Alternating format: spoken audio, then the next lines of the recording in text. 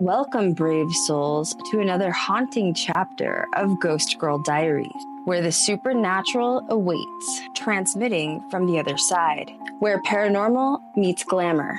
I'm your host this evening, Krystal Leandra, the Queen of the Dead, a paranormal filmmaker and investigator, and the glam behind the ghost hunt. Here we dive into spine-chilling hauntings, explore the unknown, and uncover the secrets across the most haunted locations in the world. Whether you're a believer or a skeptic, you're in for a thrill. So grab your EMF meter, your crystals, and your cross, because things are about to get supernatural with a little bit of glam. Let's get haunted. This is Ghost Girl Diaries. Hey guys, what is up? Welcome back to the channel, the podcast. We're back again with Cat this week. Oh my God, she's back for a number 2. Well, that didn't sound right, did it? Numero dos. Sorry about that. Woo, just too overly zealous over here. Woo, Never a dull moment. It's been a rough month. Let's just be honest, okay? Yeah, it's been a hurdle. There's been a lot thrown at the paranormal community. It's nuts. Everything I have learned this month is against my will. Jesus. I think it just blows the expectations that everybody had within this community, and this was just totally swept out of left field, like completely. I did see recently that it looks like Holly Madsen's following you now. Oh, okay. You're gonna call we're me just out gonna on jump it. right in. Cat's not holding back. We're not holding back. She's on the We're gonna just get to the breadcrumbs of this here and just feast. We're gonna feast. Yeah, she somebody sent her, a mutual sent her last week's podcast, and she listened to the podcast and she started following me and reached out, and extremely healing and cathartic. I can't really, I'm not going to go into details because that's obviously private, but it was really nice to know that I was valid in my experience without, going into detail. Because clearly this is a tactic that's used, or, it's happened to other people before. So, which is just kind of proof of, don't remain silent if you go through something. Don't be scared. Don't let men intimidate you into a corner, because if I wouldn't have spoken out, I probably wouldn't have connected with her and felt she's very intelligent. Honestly, she's I don't know anything about Girls Next Door. I've never really watched it. I was a little young for that era, and but she's like really cool. He fumbled the bag. She's actually like hella cool, honestly.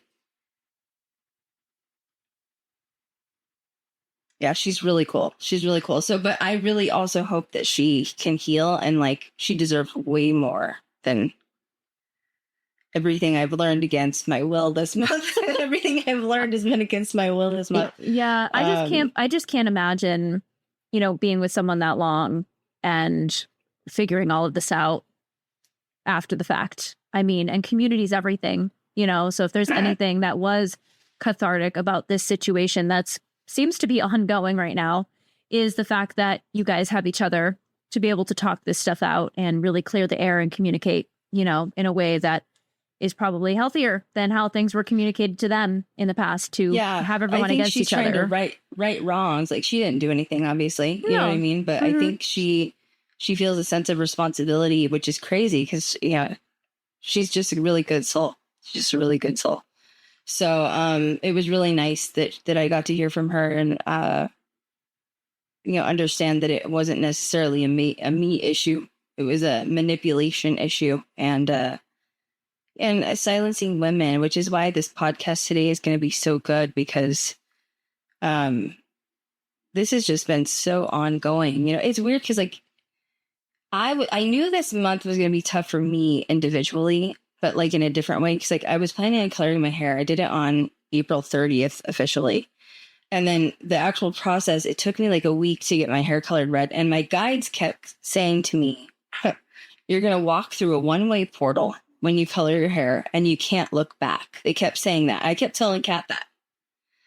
And I was like, Kat knows about my rebirths. And poor Kat starts.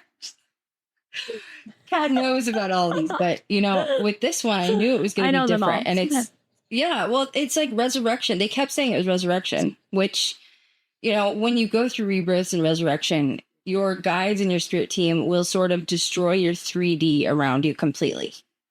And they're not trying to hurt you. And by the way, nothing happened bad, but everything around me has started to become demolished, right? And which to me is a sign that they're maybe preparing me for a move. They're preparing me for the next book, the next chapter.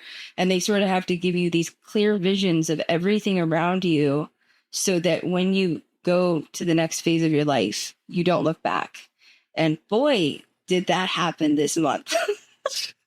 Yeah, that was, I feel like I'm still ruminating on all of this and just baffled completely. But you have overcome every obstacle. And I remember when you finished coloring your hair, you telling me, like, I feel like me. I like feel very comfortable right now, you know, in who you are as an individual and what you will and will not stand for and what you will speak out on. And you've always been that way, but I feel like it was like at a new tier, you know, when it came to the rebirth and all of that. So, well, you've been through contract negotiations with me, so you know what it's like firsthand. Not a lot of people in paranormal understand the production side of it, where you've seen first, literally, you've been on the Zoom calls and the phone calls with me when we were in negotiations with Amazon. And, you know, producers, production companies are, especially the networks, are not nice. They're not nice people. And I have always been really tough because I understand how to negotiate. I understand the legalities behind it. And I think that now, I didn't see this before. You know, how long have you been with me? 2016? Something like that? I think it's in 26 years. Feels like it. No, I think it's been 8 years now. So, you know, and I've been doing this clearly since 2011, right? And I didn't know before. I didn't see the whole thing before, but I understand it, especially after this month and how we've seen sort of the apocalypse of the paranormal community come down. Yeah. But I realize now that I am a huge threat to the boys in paranormal. I am a huge threat because Amy Bruni is really the only female that has EP experience. True. And I'm almost even more of a threat than that because I've negotiated with every network and I've been under multiple production companies. So Amy's had a couple, you know, like she did obviously Ghost Hunters Academy. I think she was a part of that for a little bit. And obviously her show with Adam, she's worked with Chip a lot, but I really know the ins and outs of not only paranormal, but production. And I didn't realize until now how much of a threat I am. And especially after this month, you know, when I recorded that podcast last week with you, honest to God, the only reason that I had that discussion about me apparently stalking somebody was because I wanted to take my power back. Yeah. My voice was used as a tool to show and prove that you can't push me into a corner. I'm not afraid of you. I think that most women would not share that they were accused of stalking because men in particular want to make you feel intimidated and that they have power over you. Mm-hmm. And a lot of women would be scared of the way that their image looked. But I'm not scared easily, honestly, ever, because I've sat with men at tables that throw million. I mean, discuss your experience a little bit with Amazon. I mean, it's tough to get through, isn't it? Yeah, you've really got to have a tough skin and learn to be criticized in any and all level in every aspect of your life. And, you know, the main reason for that is because should have something been signed, you know, they kind of like own you in a sense, you know, the network does. So you kind of have to go with whatever they say and do. And there were a couple of moments in negotiations that I remember you and I were having conversations, and I remember distinctly saying, like, you know, it's hard. Like, this is a very hard experience and like lifestyle, especially when you're going to that next level with networks and being told that you're something when you're not, you know, and that's why, speaking your truth and being your authentic self is most important, even when people are saying that you did something else or that you're doing something else, because it's not your truth and that's allowed to be heard. The truth is allowed to be heard. You have to be tough as nails. I hope you don't mind me sharing this because I think that it's raw and important to be vulnerable with the audience. But when that was your first major negotiation. Like, I know you'd been in contract with me previous to that. That was the first one where I was like, okay, I think you're ready to sit in on it. And you cried. You cried, not in front of the producers, but you cried. Yeah, it's pretty heavy and cutthroat. And it was after that experience that there was kind of a part of me that was like itching for more. I wanted to have more experiences. Like, I wanted to take it to the next level. I wanted to be like, let's prove them wrong. Let's do this better than ever. And it does almost become like this, almost a competition with yourself in a sense. And how can I make myself bigger and better to, prove something? But the truth is at the end of the day, you really only have everything to prove to yourself and no one else. And that's the most important lesson. I told you, like, don't cry. But that's the problem is that you're negotiating with men 99% of the time. And they know that they can fear and intimidate women. And I'm talking on like the film production side as well. And because I have so much experience under my belt, I don't back down. And I'm not scared to say, hey, I actually don't like that. Hey, I don't agree with that. And that does take a certain level of confidence. And I didn't realize until now that I've always been a threat. It's scary for men in power with money and control, especially with this industry of paranormal, because it is like a small little community in a sense. And when a woman comes in who's above average, beautiful and knowledgeable, intelligent, and knows what she's talking about, she is now a threat. She is a straight up threat. And everyone has to say, how do we take her out? How do we take her down? Oh, is it?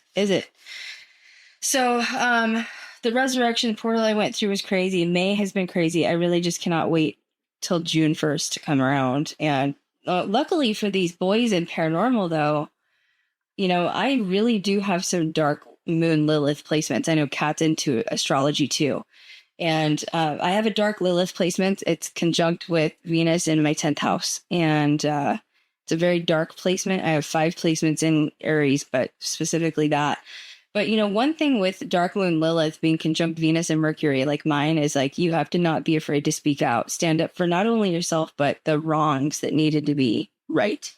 And, it's weird because after my mom's death and experiencing something so horrific, like, I've said this before, but honest to God, there's nothing anyone can do that will hurt me worse than what that woman did by taking her life. And it's dark. I'm not going to lie. I mean, I literally talk all the time. Like, no, I walked through the underworld alone, like I had to survive that very isolated and alone and make the choice to stay. And I finally got back up and I told everybody I was gonna, which is what's happening right now. And I'm not going to ever back down. Like, I'm someone not to mess with after what I've experienced. I have really witnessed the darkest side of humanity. I've walked through my own healing journey, which almost didn't make it several times. So if some EP thinks he's going to swoop in and try to take me out, there's a fire under this hair that's going to have him be shocked for what's coming next. The hair is the moment. The hair is the moon. It is. And that's, partially why I did color my hair was because of witches burned in the stake in the past. Honest to God, that was one of the reasons. I feel like destroying the paranormal community today. Do you want to do it with me? Let's do it. It's time. I just feel like it's time to just set the whole thing on fire. I didn't do it. I didn't set this on fire. Somebody else did. And I feel like it's been like teetering on the edge of, things being exposed and discussed and mistruths and all of that. But now that, the crown is falling, I think it's just time for any and all truth to be discussed openly. Yeah, I think so too. Yeah. I think so too. So I'm going to talk about, all the contracts I've been through, and we're not going to go through each one. I'm going to generalize it. And there's 2 reasons. But if you do not want your favorite paranormal shows ruined, then don't watch this. I'm going to start with that preface. Leave now. Okay. Yes. Yeah. Leave now. Go. Yeah. Cat's been in negotiate. You're looking at 2 producers who've been signed with major networks. I've been signed too many effing times, but that's beside the point. So I'm going to tell you what goes on behind the scenes. And these are secrets I've never shared before because I've been keeping secrets for people and I don't think we need to keep them anymore. So if you're sensitive and you love your paranormal shows and you don't want them ruined, I would probably jet now. Okay. So a lot of questions people always ask me is 2 things. Why have I not signed my series? And there are 2 major reasons why I have not settled on a series that I could not negotiate my way out of. One is, and this is with every single network, every single contract, okay? If I would have signed the series Ghost Girl Diaries, that title, and let's say that we got past the 3-season hump, okay? Let's say we had successfully got past that, but then we get into season 5, kind of like Dakota, and then they cancel it, okay? Something that's always in the contract is if the series gets canceled, they get to keep and obtain the name. You cannot take the name with you. I was always devastated by that because I've worked so hard for the title Ghost Girl Diaries. It is mine. I own it. And why would I just hand that over? And that was something I could never negotiate out of the contract. So that's one reason. The second thing that I could never negotiate my way out of was the control of post-production, which to me is the most crucial part, right? Because like Kat and I can go on set, we can have all this paranormal evidence, it was haunted as hell, but if post-production walks in and screws it up and I don't have control over it, that our entire credibility is gone. Yeah, it's a very meticulous process that's really important within the paranormal community because, validity is everything, in evidence. So what I'm telling you is every single show that's out there is controlled by the production company and network. If they don't think there's enough evidence in the post-production section when it's ready to be, sent to the network for airing, they will add more evidence. They will exaggerate evidence one way or another. Okay. So I'm sorry to bust it for you, but that's just a fact. And that I've had that experience with every single network I've been with. And I've been with all of them, including streaming networks. And they all say the same thing. What happens if there's not enough evidence when you're filming and you go into post-production? I was like, I've never had that experience because I always go to haunted locations. So I've always had evidence. But what if there isn't? What if we need more? So what they're saying is the network has the last say. And if they think it needs more evidence or something needs to be louder or fixed, you have no say in it. And that is across the board. I said what I said. Don't ask me questions on, but what about this person? No, I said what I said. Yeah. That's clear, right? It is. Very. The second thing that I'm about to destroy is evidence on Paranormal Challenge was faked. And I have been keeping that secret for a very, very long time. And essentially what happened was the first one, we were in the hallway. The second floor, we were filming. It was me and my crew. It was 3 of us. I was not holding a camera. Garrison had a camera, a night vision, and Aaron had a camera. And we were waiting for Chris Fleming to come up. Okay. And I don't know where Zach was. I don't know where he was, but the producers were down the hallway. Okay. And they were filming us. They were quiet. They were watching us and we had our own cameras, but we started hearing a strange noise coming out of somewhere. And Garrison and Aaron were quite skeptical and they really wanted to debunk stuff. And we're in the hallway and Garrison's like, dude, I just hear something strange. I just hear something weird and it doesn't sound right. He's like, this doesn't sound paranormal to me. So Garrison drops to the floor. He finds a cord. He traces the cord on the wall and finds out that it's plugged into a speaker. And the speaker is making ghost noises coming out of it. Yeah. Yeah. Now, we didn't use that as evidence. We didn't use that as evidence, obviously. But what's the validity then behind everyone involved with that series? Does that automatically are they all frauds? Right. Right. It makes everyone look bad. Yep. You know? Everyone involved in that series looks bad now. Then we had a section leader where each team could have basically an alien camera. It's where it comes up in front of you and it like records your reaction. So I think Zach chose the 2 leaders. I was a lead, and then this other guy was a lead, I think. And the other white guy on the team. And so they hooked us all up to these alien cams and they sent us down. And they basically said we could go anywhere in the hotel that we wanted to go because we had no crew with us. We were by ourselves. And it was nighttime. And I got stopped in the hallway by Dave Schrader on the way down. And Dave told, well, yeah, but at the time it wasn't but anyway. Right.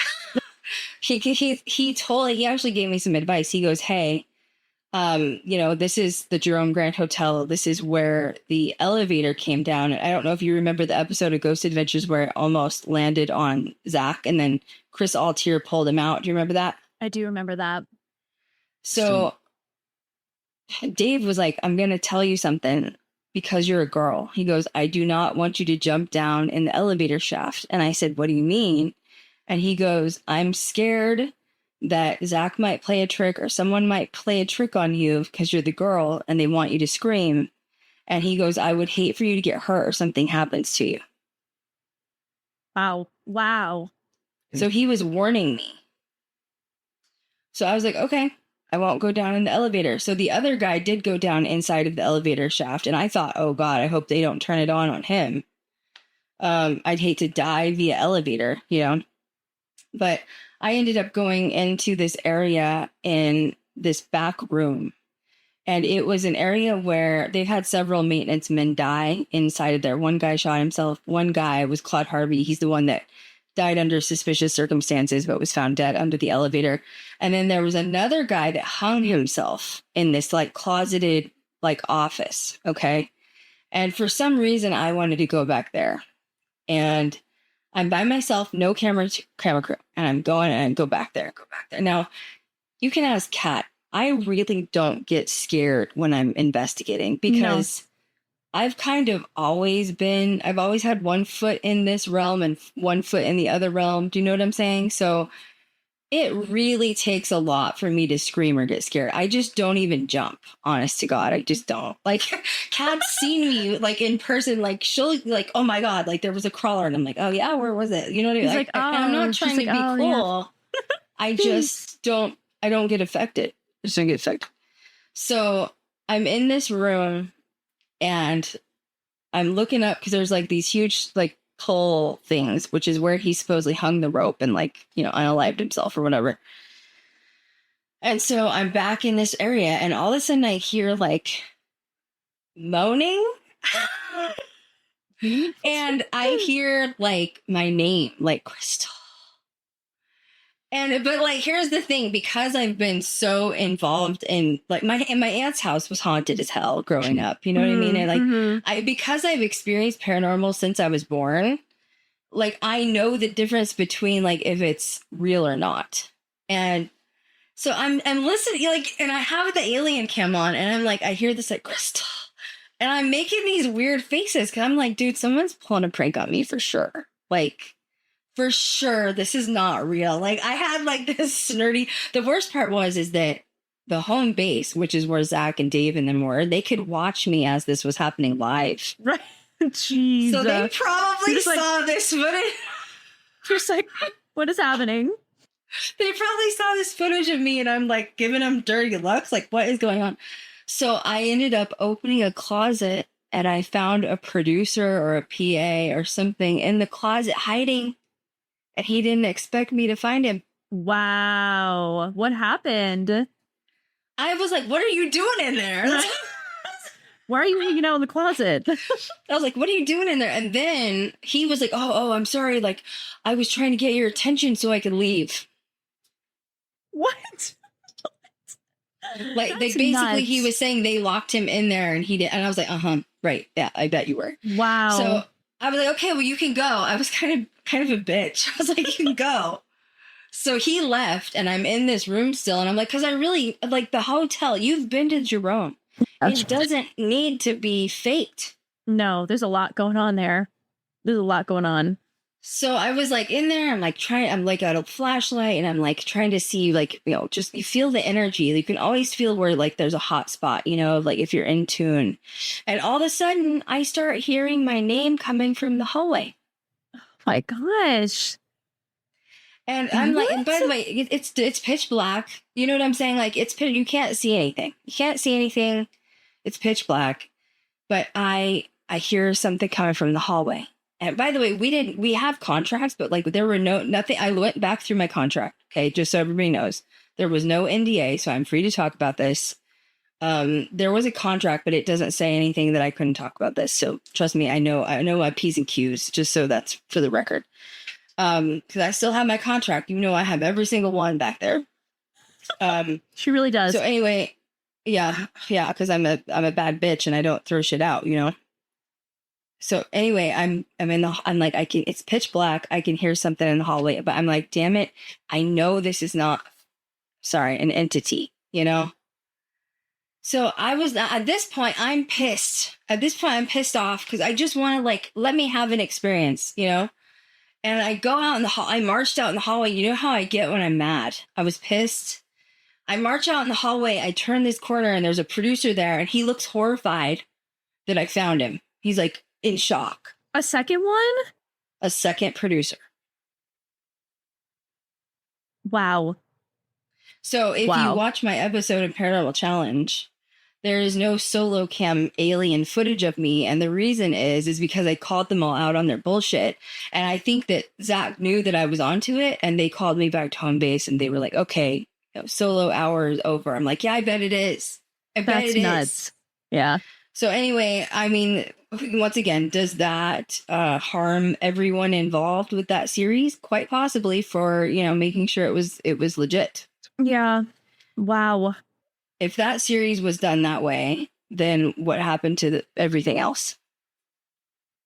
You know, and I remember going upstairs and talking to Aaron and Garrison, and I was like, they totally tried to like fake some stuff. And it was at that point where Aaron and Garrison were just like, Garrison was so mad he didn't even want to be there. That's awful. That's awful. Because we didn't want to look bad in front of people either on national television. You know what I mean? Right. But by the way, all of the evidence we submitted was legit. Like that was all legit. But right. Well, you don't want to go down with the ship, you know? Imagine what Dakota knows. He's under NDA, so he can't talk about it. So imagine what Dakota's seen. Yeah. You know? Yeah, that's unfortunate. And let me just say this too. You know, like we're in a new era here where I really think that paranormal on television is not going to be a thing anymore. I just don't. And this next wave is going to be all online. And so I have I support Dakota and his crew 100% over anybody. I support Sam and Colby. I've never really watched Sam and Colby. Have you? No, I haven't. But I do respect them because they have a lot of numbers. They've done it on their own. Mad respect. They're doing it. They're literally doing it. And they're building their own brand. Yep. Mad respect. I also know there's something else I've been told by several people in like production, etc., that the crew that was on Paranormal State, like it was a pretty big crew. I mean, I think Katrina was involved, as we know. I mean, a lot of people. Did you know that the only person that was paid was Ryan? And what?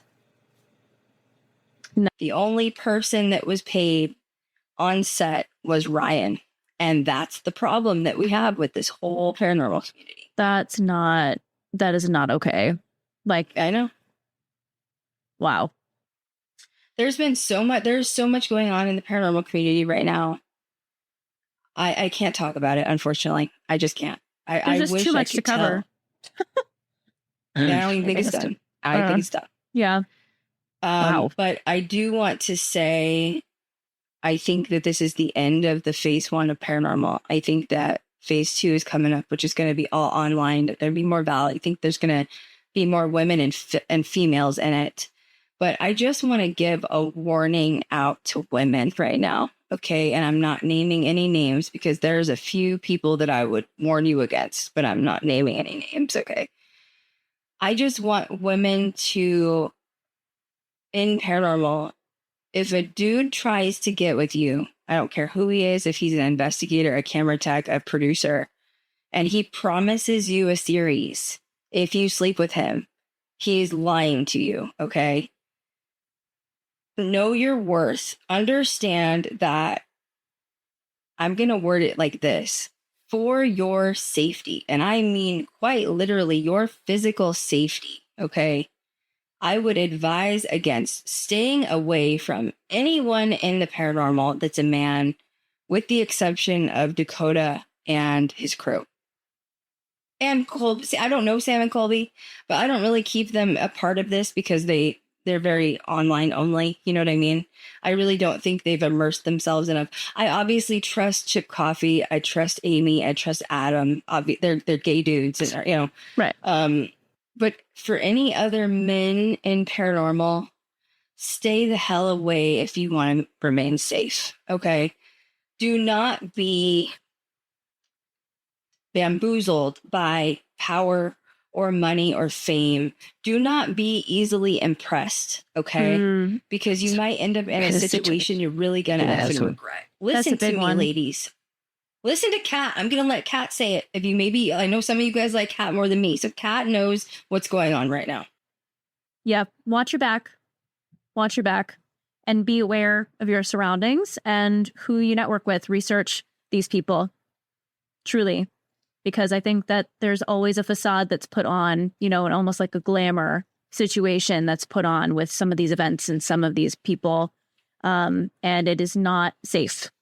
It's not what it seems. Do not go into buildings alone with them. Any of them. Do not go into buildings alone with them. Are you listening to me right now?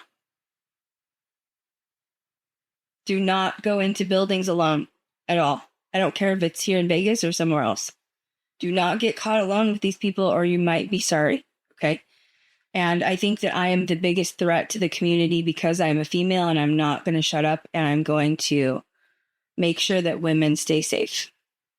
And yep. And I can't wait to see what Dakota does. He has nothing but my support. I'm so happy for him for escaping this. I think he was sort of the last person to be a part of this. Also, you know, I've heard through the grapevine, I've made a few calls and I've heard from some people. I don't think he's been blacklisted, just for the record. Now, he may have been expunged from the particular company and people that he was with previously, but anything beyond that, if he's just having a hard time getting a series signed, he's probably going through the same thing I am, which is the networks just don't understand how to film paranormal. Yep. Yeah. But I still think individual is the way to go. Yeah. Sole proprietorship, baby. Yeah. Own your stuff. And I really hope this next generation will not do doggy dog. And I hope that they will just all get along and they won't try to tear each other down. And, you know, I think, I just heard, sorry, my guide just said, what's always in the dark will come to light. Okay. What's always in the dark will come to light. And if you hear of anything in the future of paranormal crap, know that I already know. Okay? Know that Kat already knows. You don't need to send it to us. Things have not come out in the wash yet, but just know that things that are done in the dark will always come to the light.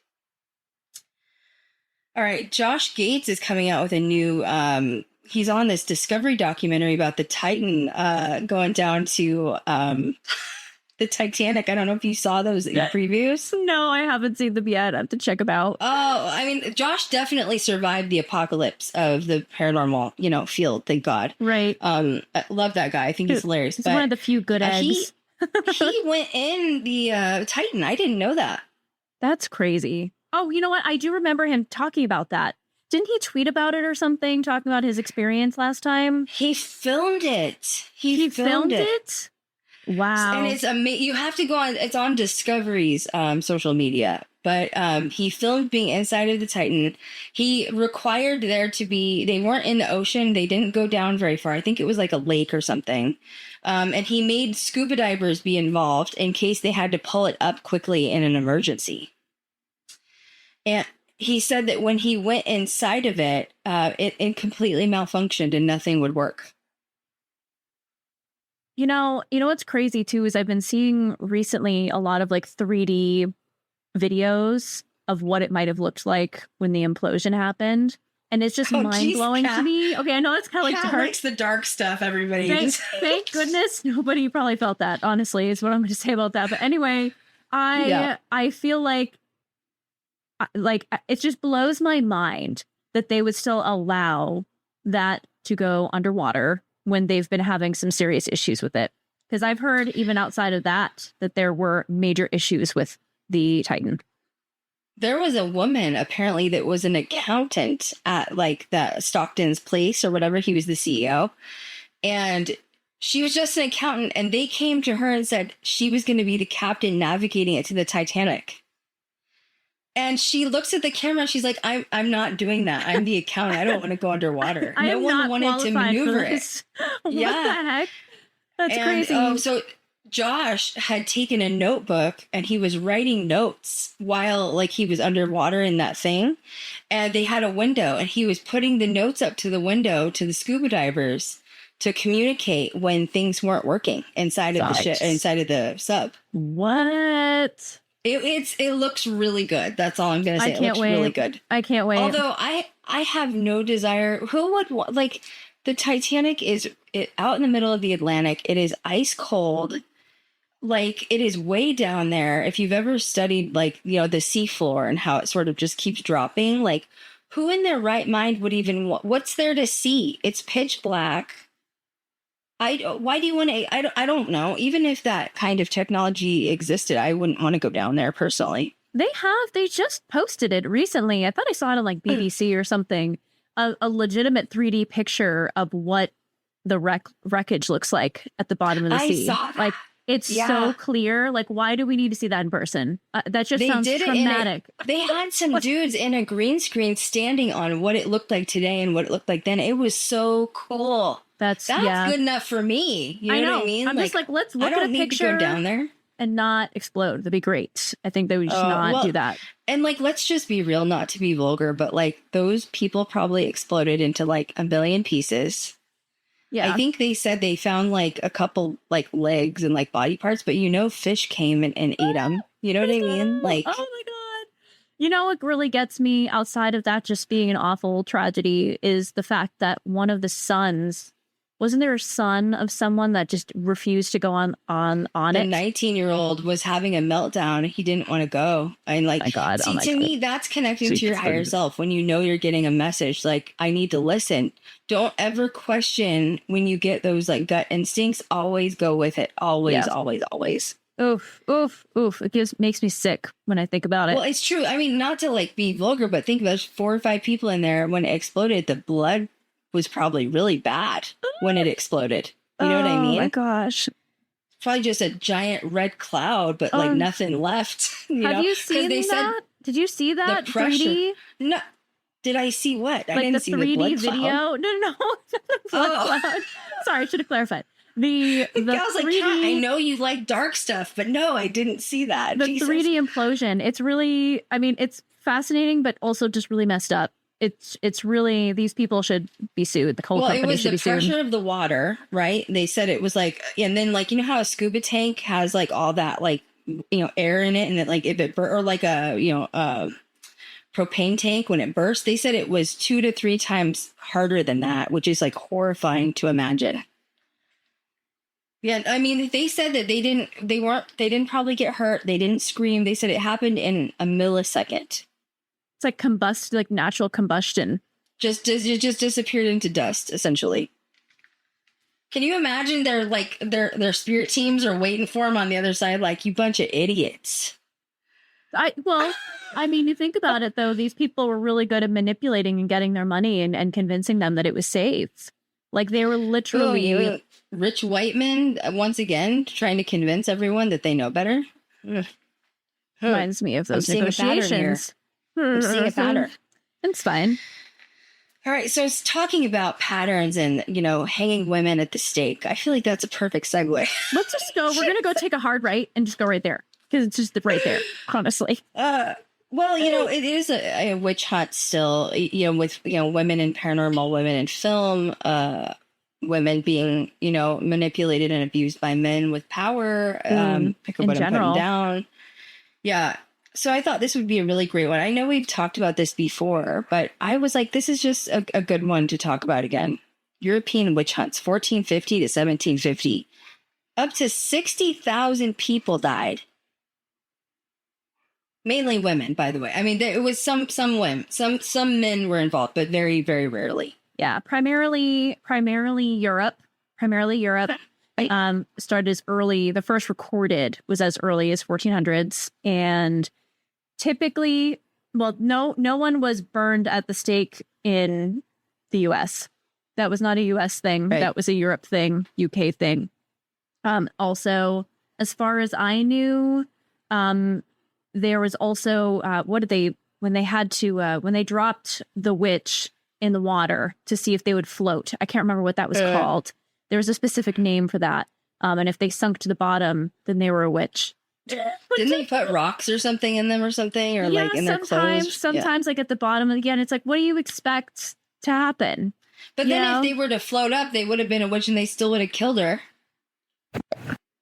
Right, like, so I die anyways. It doesn't matter. You know what I mean? They'd be dead. Like, right. Ugh. Yeah, it's nuts. Most of them were even midwives too, which back then midwives were not only helping with children, but also they were just known as very spiritualists. And herbalists. And medicine. Herbalists, herbal healing. Mm-hmm. Yep. Yeah. If you spoke too freely, you were as a woman, you were also a witch. If you owned property by yourself, they would try to take that away. That was also witchcraft. Mm-hmm. Being unmarried or widowed was also witchcraft because you were seen as not wanted by men. And if you had red hair primarily, it was associated with seduction and Satan, which is exactly why my hair is red right now.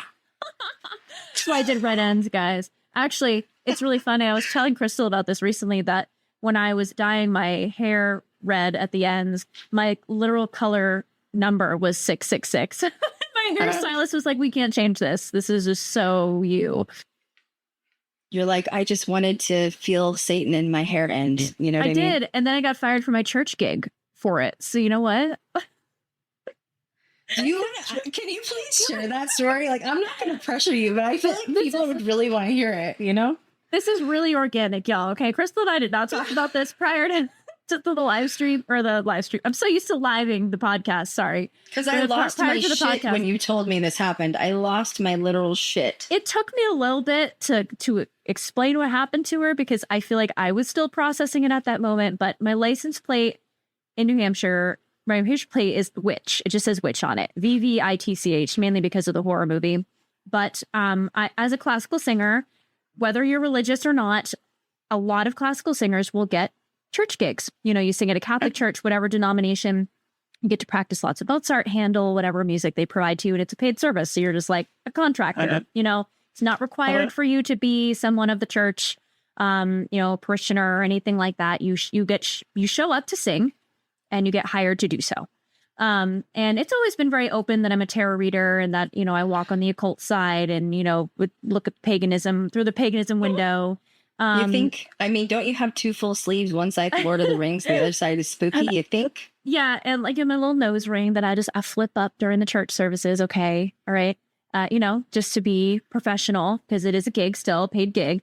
And all of a sudden out of the blue, mind you, I had this license plate for probably like 7 to 8 months. So it wasn't an issue then for some reason, but a parishioner had an issue with my license plate and they fired me from the gig. And the council told me that I needed to write them a letter stating that I don't practice witchcraft and that I'm not a tarot reader and to confess my sins if I was, and then they will absolve me and make me a parishioner of the church.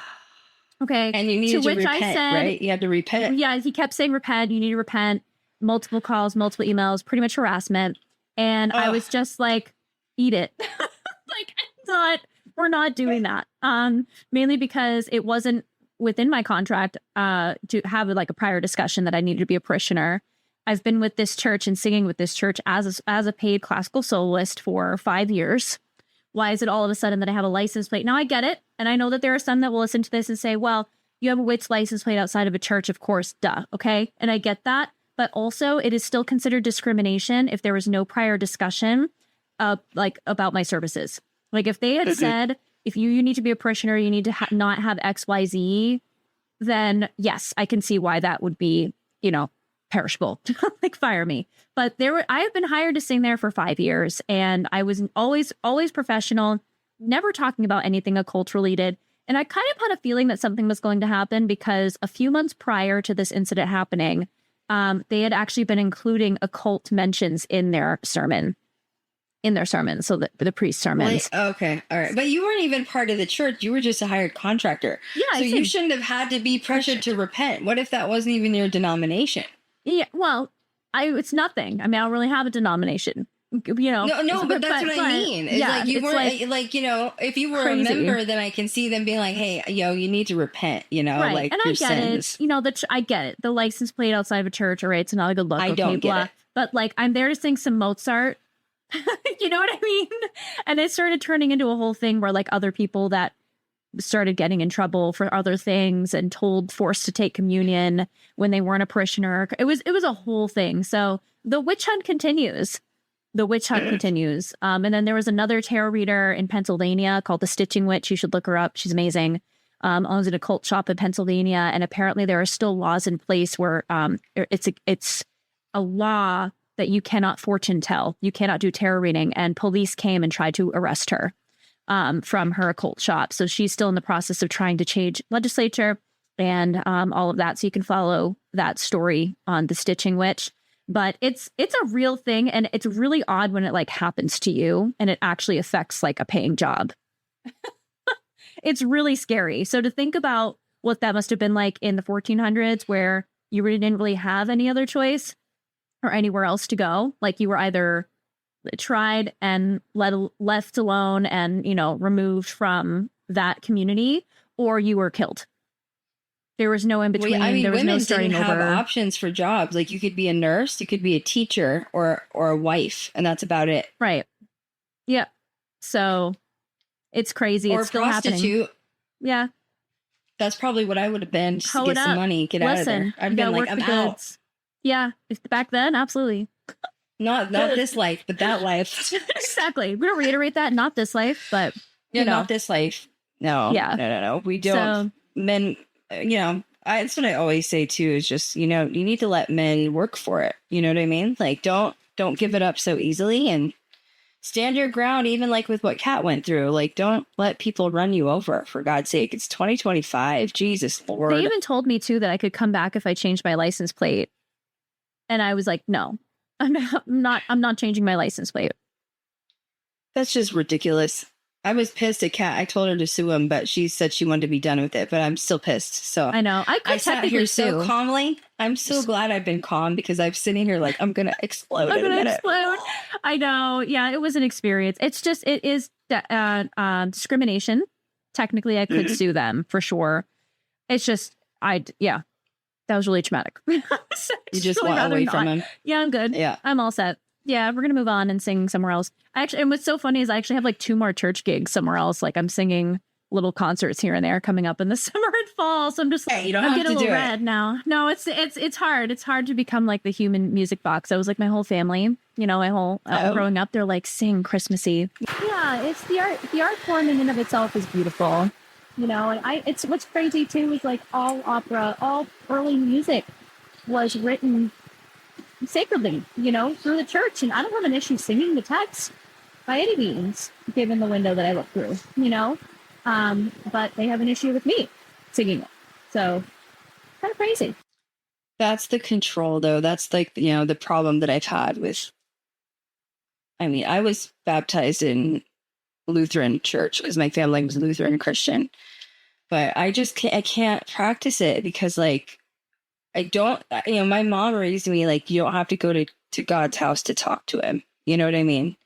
And even then, just seeing what I've seen on the other side and like having so many interactions now with the other side, with my new abilities, like I can see my guides right now and they're just shaking their head at everything you said, because it's repulsive. It's a fear-based control of let me get you back in line with the fear of like, oh, God won't forgive you because you're doing satanic practices. It's like, oh, but then once again, what I always refer back to is the pot calling the kettle black. How many priests have been in trouble in the Catholic Church for like diddling little boys and shit?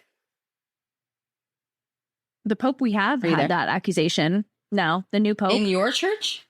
But Pope Leo has had those accusations put on him. Oh, I haven't heard the new one? Oh, shit. I didn't know that. Well, there's my freaking, that's what I keep saying. You're busy looking at a cat with her tattoos and her tarot cards. Why don't you go check out your men and where their peen is and maybe castrate everybody so that then they can be holy to God, for God's sake. Shit, don't get me started. They're just very concerned about my soul and my well-being, practicing the devil's work, which honestly sounds way more fun than sitting in church. I'm telling you, I'm not a lesbian. I am not a lesbian. And sometimes hearing this shit makes me want to be, and I'm not a lesbian. They're like, God. It's just exhausting, to constantly be in a society and world, that is judgy like this. In any women in are any demonized. aspect. Women are demonized. Yes, absolutely. Yep. Nope. I agree. It's still going on. So red hair was seen as the mark of the devil in many cultures. Oh, God. Well, here I am, bitch. Well, and it was so natural. Red hair too is still so rare, know. But yeah, it's wild. You're here to make a statement. Oh, I'm going to take everybody out, and I'm ready for it. A lot of women with red hair were also associated with the Lilith archetype. So obviously, the story of Lilith. Do you know the story of Lilith? Mm-hmm. Do you want to tell it? You tell it. Why do I have to tell it? Because of the red hair? Mm-hmm. So Lilith was, why am I laughing? She was temptation and rebellion. And essentially she said no to Adam. So that turned her into a demon. Does that sound legit to you? Yeah, of course they're going to demonize the one woman that rejects the only man in the world. I mean, come on. You know what I mean? So he was rejected and God said, since you rejected my man, you will now be a demon. What? Are you a demon? I know. But look at that. See, that was so much better coming from a redhead. I mean, look at me with my boring brown hair. You know what I'm saying? It's laughable. And I've also heard some theories as well that Adam was actually the one that bit the apple but blamed it on Eve. Interesting. And what's also interesting is I actually had this conversation with my boyfriend recently, but I didn't even think about this. I think we were in the Lizzie Borden house when we were talking about this, about Adam and Eve. And he was saying that he finds it really interesting that the Apple logo is a literal bitten apple, like Eve. Oh, never thought about that. And it's always like, knowledge, right? So the apple was like the apple of truth and always demonized. So I really see that as like symbolic with the company itself of being that apple of truth. You know what I mean? Interesting. Isn't that interesting? Yeah. I mean, it's just so ancient old. Like, the original scripture is Mesopotamian, obviously coming back from Sumerians. And it was literally like Bible, verses in the Bible written on stone. And there's parts of those that are missing. They've been missing. It's claimed that, I guess conspiracy theory that, that Catholicism in Rome has taken parts of those and hidden them underground because they don't want people or mankind to know the truth, sort of where they came from, because it was sort of manipulated in the favor of the patriarchy to always have a woman walk 10 steps behind a man. And obviously that was in religion, and it's in every day. It's not getting paid the same as a man. Like it's affected the society so deeply at this point everywhere, that it would destroy all religions if that came out as being false. You know what I mean? Yep, it's true. There's a lot behind the curtains, especially in the Catholic faith, that is not coming to light because of those reasons. There was one thing I was going to mention this too. I found it really fascinating to me that the prior Pope, was it Paul? I'm really bad at keeping up with this because I'm just like vehemently against anything religious at this point. I think it was Paul, right? Pope John Paul. I don't. Number. You're the Catholic dude. I don't know. Yeah, not anymore. Not anymore. Okay, the last Pope we just had. Okay, leave them in the comments. Oh, it was the one that just died. Okay. Yeah, Pope the John most recent Paul one that died. I think it was Paul. Paul number 5 or Paul something. I don't know. Anyway, he banned the Latin Mass in Catholic. Oh, that's right. Which I found I think we talked about this once briefly. I found that very interesting because while I'm like vehemently against organized religion, I do think that there is something with the Latin language and there being something centered around like imbuing and invoking things, within spell work or, Women used to be put in asylums for having hard periods, novel reading, Cat. Nymphomania, hysteria, which is basically could have been anxiety, depression of any sort. Overeducation, you could be thrown in an asylum. Uterus problems, any type, doesn't matter. If you masturbated, you would also be thrown in an asylum by your husband. If you were disobedient or widowhood, you would be thrown in. Your husband could lock away the key. That's fucking... Whoops. That's crazy. Just to bleep me out. That makes me so mad. That makes me so mad. Period pain was considered female hysteria. They were medically gaslit. Wow. So we just can't exist. So pretty much the species is just there to procreate. In fact, the word hysteria, I found this interesting, comes from a Greek word, hystera, which is uterus, implying a woman's womb made her irrational. That's a new one. Wow. That is ridiculous. So they wouldn't treat the pain. They would just put her in an institution. And that was it. Needs to get some peace and quiet. Amen. Except for then there was abuse by the medical. Yeah, you know what I mean? that's then dark. You were like R-worded by the med team and stuff. Right, you know what I mean? Right. Yeah, it's dark. It's some scary stuff. It's like you really just couldn't even exist, honestly, as a woman. Well, it's like today's archetypes are like, if you were witchy, intuitive, spiritual in any way, they wanted to extinguish you. Red hair, all beauty. If you were alternative in any way, they didn't want you. If you had psychic gifts, it was a death sentence. Which is wild because read the Bible. But we won't dive into that. Yeah. We won't dive into that. Not today. Cat's like, we can't go back. Lilith will come in. I'm triggered. It's fine. So anyway, I mean, it's just, my point is that the reason I colored my hair, and I'll let Kat have a tangent too, and then we'll kind of end the podcast, but I colored my hair because I feel like women have been suffering long enough that are in this industry, whether it's paranormal, psychic, medium, witchy, alternative, goth, you would have been hung at the stake too. You know what I mean? And that was one of the reasons I colored my hair red, because I was like, we're going to honor what these women couldn't. I had this dream, actually. It was crazy. Like at the end of April, I was thinking about, I couldn't decide, like, should I just go ahead and go for it and color it, or should I just not do it? And I had a dream that I was on the other side, and hundreds of women showed up that had been persecuted on this planet, and they were all pointing at me, waiting for me to color my hair red. Wow. I'm dead serious. And it wasn't pressure and it wasn't fear. I was like, okay, all right, I'm going to do it to represent y'all. I'm going to help y'all out. You know what I mean? That's powerful. And then I was like, okay. And they were like, we walk with you. We stand with you. You're not alone. We walk with you. And I was like, amazing. Okay, all right, I'm going to do it. I'm going to do it. Boss bitch energy. Yeah, I'm not messing around this time. So don't play me. But I mean, what's your opinion on everything? It's like, it's just time for, you have to speak up and not be silenced. It's time to speak your truth without fear, especially as a woman. I feel like it's ingrained in our, chemistry at this point, that through past lives, we have experienced a lot of trauma in regards to, just being a woman and existing as one. And, it's time to utilize platforms and your voice to speak your truth, because community matters and community movements matter, and calling out the bad matters, especially in numbers, so utilize your voice always, even when it's hard, even when it shakes a little bit, doing the right thing for you and for other people. You might be helping others that you didn't even realize needed the help, in order to feel valid in their situations, or if they feel like they've been through something that you have, that's healing in and of itself. So you don't have to navigate things alone.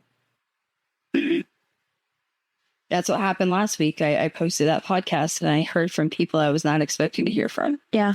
It's powerful. Community is powerful. Your voice is powerful. It's just, men that have made us feel like we can't use it. You're powerful. Never forget that. It's true. Yeah, I don't care. Dude's just like, dude, start putting some expectations on these dudes. It's like general statement. Like if you're going to go date a guy or sleep with a dude, make him work for it, bro. Make him work for it. Make him take you out several times first. Don't just jump in bed. Don't be desperate like that to lose him, because that means you're lacking within yourself. You got to love yourself first before you're going to add a partner in, and you got to make him work for it if you want him to stick around. Now, if you're looking for like one night stands, that's something else. You know what I mean? But if you're really trying to be in love and be happy, you got to find somebody that wants to work for it. Like, I make these dudes work, girl. Work it, girl. Work. Cat knows my dating history, so she knows I don't mess around. It's true. She don't. I'm mean. I'm just kidding. I'm not mean. No, you're actually, not kind mean. of. No, you're not mean. You have boundaries. Boundaries are not mean. I have high expectations. Yeah, I have high expectations, and I am a lot. It's hard because I'm very much a boss when it comes to like production, paranormal, my life, my businesses, my money. But then when I'm at home, I want to be in my feminine energy, and I've had guys in the past that don't really know how to respond to that, because they're like, oh, she's a boss during the day, and then she wants me to be the boss at night, and they're like, and then they're going to put me on a shelf. And so I am a lot. I'm a spitfire, and you ain't seen nothing yet, ho. Amen. Don't mess with me, ho. Not you, Cat, obviously. General it's okay. Statement. You can call me a ho. It's okay. It's okay. You can call it's me a term of endearment. General statement. General statement. Don't mess with the VVITCH, okay? It's true. VVITCH. Hey, last thing before we go, can we talk about one last thing really quick? Yeah, let's do it. You've practiced witchcraft. I've practiced witchcraft. Mm-hmm. Do you believe that with black magic or dark magic that you can put spells on people, or like you could curse them? I think intention is everything when doing spell work and manifesting. But I think that it happening to somebody else, like if something were happened to me, I would need to have allowed that, like to believe in that. You know what I mean? Like I would need to make sure I put protections into place to say, actually, that wouldn't ever affect me. You know what I mean? Like I feel like you almost in an energy sense, you would have to allow that to happen to you in a way. But it is still... You have to plug into that vibration. You have to agree for that to happen. Right. So when you're doing protections and when you're, doing that work, telling yourself like nothing will harm me. I am protected. I am safe. I'm calling my power back to me. I'm calling my energy back to me, and utilizing those practices is huge. Because if you believe in that timeline and you believe in that energy, then everything else will just bounce off, is what I believe. Yeah, I've asked my guides this question. I've asked them, can people curse you? Can people do? And they were like, well, if you have a belief. So if I were to say, I'm afraid, Cat, I'm scared. There's a voodoo priestess after me who's working with a Dybbuk box, who's trying to curse me. If I believe that, then if they curse me, it will happen. Let me tell you what, guys. We are so protected in spirit. Remember, this reality doesn't exist right now. We are in spirit form right now, having a dream where we're on earth. That's literally what's happening right now. Okay. And yes, I know, because I've woke up on the other side. Okay. So I do this every night. So you're in spirit form right now, having a dream that you're here. You are creating your own reality. And that means if you buy into a belief system and believe you can be cursed, then you will. Then it's accurate. The problem is that you're a mirror. So if you believe you're cursed, it's because you're pulling that in towards you. You're mirroring that to the universe, and the universe is going to match that energy. Okay. So as a general statement, do I believe that black magic and dark magic exists? Yes. Do I believe you can be cursed? Only if you agree to it, and I don't agree to it. I am way too powerful to be cursed, personally. Is that how you feel, Kat? Yep. Yeah. I'm way too powerful and protected to be cursed. Girl, I've walked through hellfire already. It's a great song. Nothing can get me. By the way. Yeah. Twist it back to music. Cat's like, by the way, Hunchback of Notre Dame. metal The music. same. Yeah. Hellfire. So anyway, I just want everyone to know that you hold the power and don't think anyone else does. Yeah. You hold No one on this earth can play God except you with yourself. Amen. You are Christ consciousness. That's where the Bible got it wrong. You don't have to go to church to pray to God. You are Christ consciousness. Your higher self is Christ. You are Christ conscious. Anyway, I'm done. I'm going to stop rattling. Thank you guys for hanging out with us today. That we could have gone for hours, honestly. Really, right, honestly, before Lilith popped in, you know. Lilith came in and was like, I'm shutting it down because I'm mad too. I'm like, yikes. Well, go get them, Lilith. Just kidding. You go, boo. This will be uploaded for all streaming platforms. Oh, also, in the next week or two, we're going to start doing little side podcasts, I think, like 15, 20-minute side podcasts for Patreon subs only. That will be uploaded on Wednesday. Wednesday Patreon subs starting like in another week will get access to podcasts first on Wednesdays, and then it will be uploaded on public on Fridays. Love you guys, because we need this money because we're ready to investigate again, and we're going to keep helping put the patriarchy on fire, except for Dakota. Except for Dakota. We're going to light everything else on fire. Except for Dakota and Aaron Goodwin. Yeah. Oh, I love Aaron, don't you? Yeah, he's great. He's my favorite, honestly. He's such a goofball. I love it.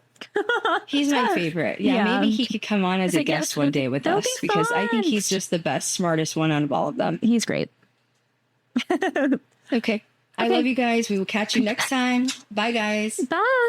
And that's a wrap on today's episode of Ghost Girl Diaries. Thank you so much for joining me in my crypt. If you loved what you heard, be sure to subscribe, like, and comment. It helps the ghostly adventures continue. And also don't forget to follow me on all social media platforms. You can search for Krystal Leandra or Ghost Girl Diaries. Please support me on both. This is where you can catch exclusive content, behind the scenes footage, and stay up to date on all things paranormal and glam. And as always, stay curious, stay fearless, and stay spooky. And I'll catch you next time on Ghost Girl Diaries, where the dead never rest, and neither do we. Until then, my ghoulish friends, sweet screams.